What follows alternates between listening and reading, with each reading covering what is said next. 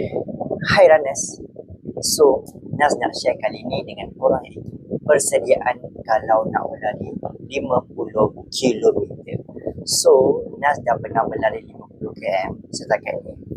Untuk korang yang nak melebihi full marathon, korang try untuk pergi sedikit demi sedikit lah. Okay, so kalau korang nak menghabiskan 50 km dengan baik, seeloknya untuk korang training melebihi 50 km tersebut. Okay, so contohlah kan, korang punya persediaan tu seeloknya adalah setahun awal.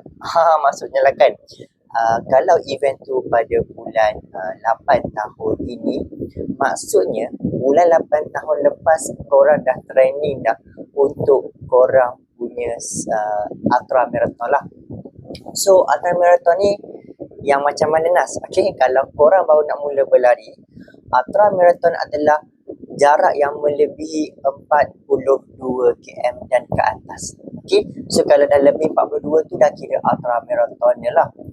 Dan juga kebanyakan geng-geng yang pelari jarak jauh ni dia akan fokus kepada 100 km sebenarnya. Cumanya nak bergerak kepada 100 km tu korang mula perlahan-lahan daripada bawah.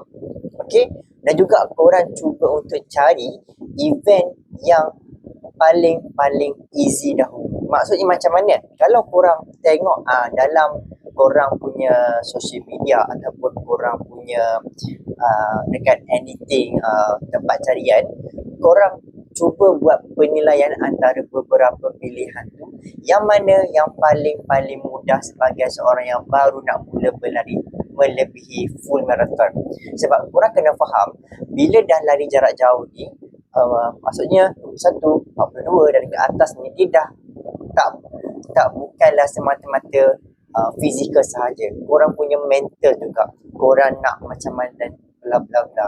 Sebab sepanjang perjalanan dia tentang korang punya resilience, korang punya ketahanan, korang punya kekuatan diri tu macam mana. Ada juga korang nampak kan, korang jangan pelik dalam pertandingan ultra marathon ni, korang jangan expect yang hanya berbadan fit, badan tough yang hanya boleh menghabiskan larian tu. Kadang-kadang korang boleh tengok orang yang badan besar, orang yang bahasa muda gempal kan, yang itu lebih laju ataupun boleh habiskan berbanding orang yang slim, fit, macam tu.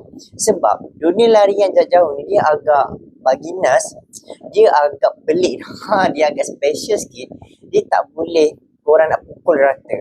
Ada orang di badan besar macam ni lagi laju. Ada orang badan kecil dah do not finish ataupun DNF.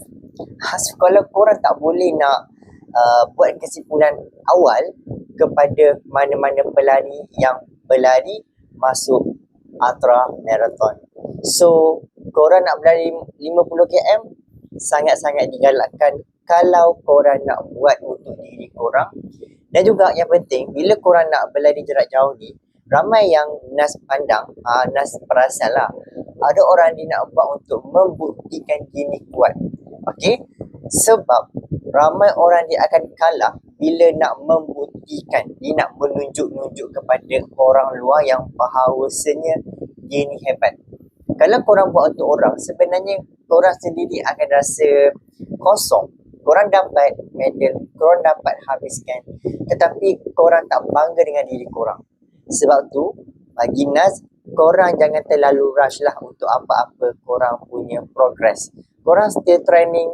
Kat situlah baru korang tahu di mana korang perlu baiki. Sebab sepanjang setahun training korang tu, korang tahulah di mana korang kena tambah tolak darah bahagi. Dan juga bila korang melalui fasa training setahun sebelum event tu, itulah fasa-fasa kesunyian korang. Korang contohlah kan, korang biasanya memang suka melepak ataupun korang suka lagi mengopi, korang suka untuk berduduk diam, santai. So bila korang dah mula nak aktif, korang akan rasa macam aku kena berlari ni, aku kena buat something ni. Sebab korang pun dah pernah masuk full marathon kan, korang tahu macam mana peritnya kalau tak training dengan cukup, apatah lagi untuk nak masuk ultra marathon. Okay, so korang yang mana nak masuk ultra marathon, memang korang memerlukan latihan disiplin tu yang memang jitu. Korang jangan anggap pula ultra marathon ni untuk orang-orang yang dah hebat je ataupun orang yang dah ada duit sahaja. Sebab Nas tengok pelbagai background yang akan masuk. Tak kisahlah ada bisnes ke, kerja macam itu, kerja macam ini je. Selagi korang ada willpower korang nak buat, korang willing to do, korang akan cari 1001 jalan, bukan 1001 alasan. Okay, kat situlah korang dapat membezakan diri korang dengan diri orang lain yang di luar sana. Alright, so thank you. Jumpa lagi pada lain hari. Bye-bye. Assalamualaikum.